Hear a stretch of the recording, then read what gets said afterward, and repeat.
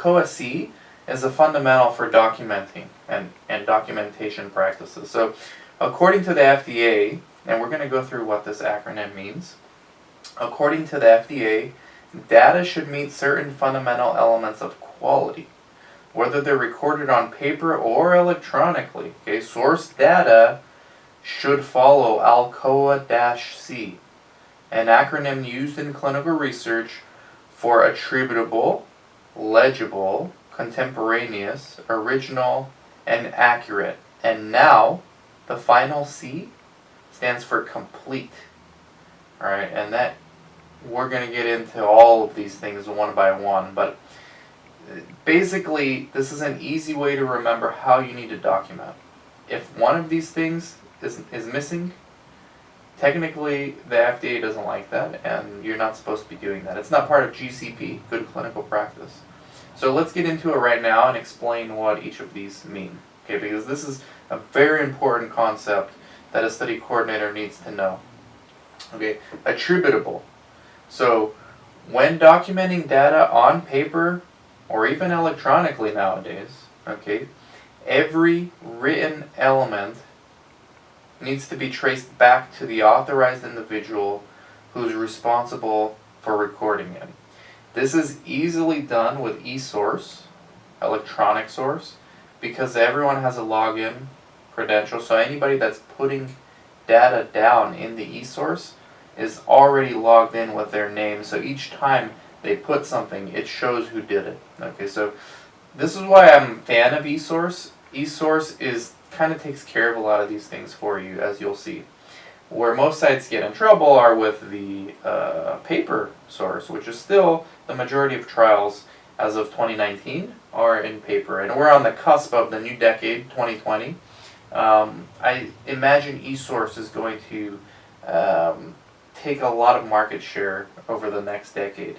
But still, you know, there's going to be paper in this industry, and all these principles apply. So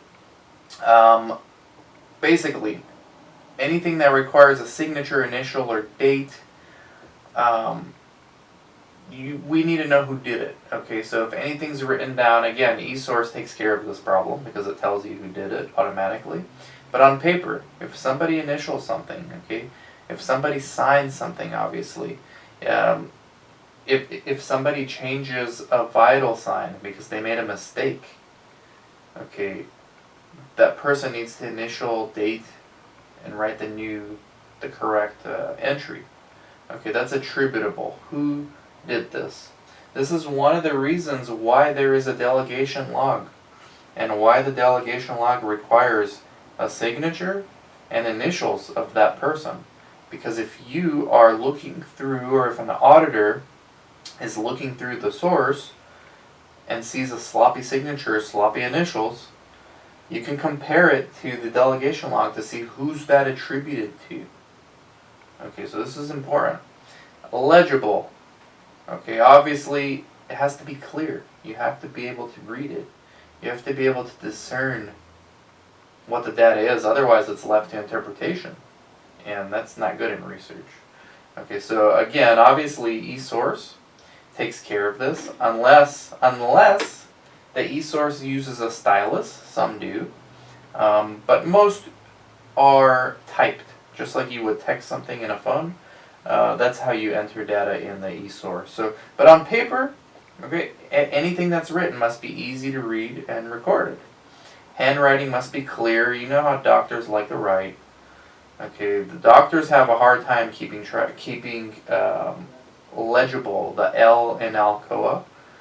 Doctors have a very hard time being compliant with this. Okay, you got to do your best as a coordinator to educate them on this. All right, and at least yours needs to be legible. So let's say the doctor writes a very sloppy progress note.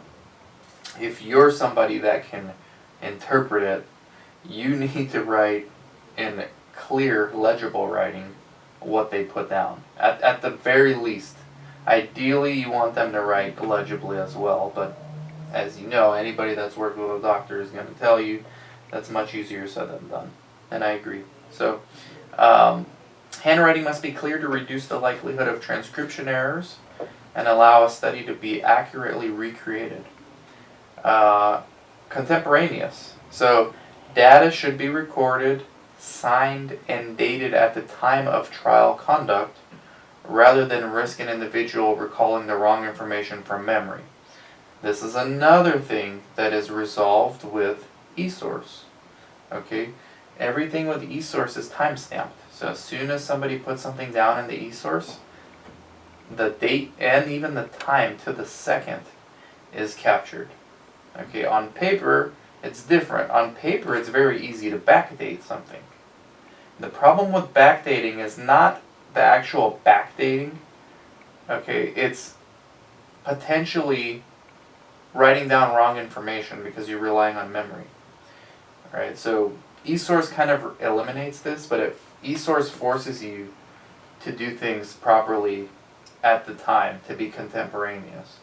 Paper, you can get in trouble. I mean, you can forget to put something on the vital signs, right, for a patient in the source, and then you try to remember what their vitals were, and then you can backdate it. You're supposed to late entry initial if you forgot something, with a note to file as to why it's a late entry. That's the proper way to do it in research.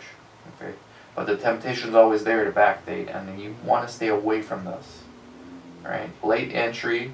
On paper, the data needs to be documented in real time and dated with the current date. No predating or postdating. If you forget something to record it down, you need to late entry and a note to file explaining why it's not contemporaneous. Original. So this is the first place that the data is documented. EDC is not an acceptable place for original source. eSource could be, because eSource is just like paper source. Okay, so that's where a lot of people get confused. eSource is just like paper source. The source is the first place the data is documented and originated from. If corrections or revisions need to have been made, changes shouldn't overshadow prior entries. Paper source documents should be preserved and kept in their original form. This means if you are obtaining vital signs from a patient, or let's say your medical assistant is obtaining vital signs from a patient, and they write their vital signs down on a sticky note, that sticky note is the original source. Okay? On the actual source template for that patient visit, there's a place for vital signs. Rather than leaving that place blank, what you should do is tape that sticky note to the source and then transcribe what's on the sticky note to the source. Okay, that's the proper way to do it. The sticky note is the original. You can even put a note to file there, or just right next to it. Sticky note, post-it note is the original. Post-it note is the original source. Okay, accurate. It's crucial that the source truly reflects the actual observations. This means an honest, accurate, and thorough representation of facts describing the conduct of the study. If changes need to be made, modifying a paper record always needs to be done in a compliant manner. This is the same thing with eSource, okay? If you accidentally put 180 pounds or 180 kilograms as somebody's weight when they actually weigh 180 pounds, okay, that's not accurate. The kilogram is not accurate. So you line through the kilogram and you write pounds and you initial and date your correction. Okay, that's how you correct it. In the eSource, it eliminates this because it has the units of measurement already in there. Okay, so eSource kind of solves a lot of these problems. But eSource creates problems of its own, which we may or may not get into. Probably we'll get into it on the webinar. eSource can create its own problems, mainly with not being compliant with the protocol. Okay, paper kind of gets you around that if you need it, if you need to. Okay, so complete is the final C. It's the -C. Researchers need to make sure that their documentation is complete. Both parties, researchers and investigators, should aim for accurate and complete source documentation. This means no blank spaces anywhere on any source. Because what a blank space tells an auditor are two things. Either it wasn't done, or it didn't need to get done. Okay? But they don't know which one it is. Because it not being done could be a protocol deviation. It not needing to be done or not being applicable is fine too. But how do they know? How does somebody know? How does an auditor know that this was not applicable as opposed to just somebody forgot to do it? Okay, so the correct way is to line through it, initial and date, and write not applicable. You don't leave blank spaces anywhere in the source data. Okay, very important.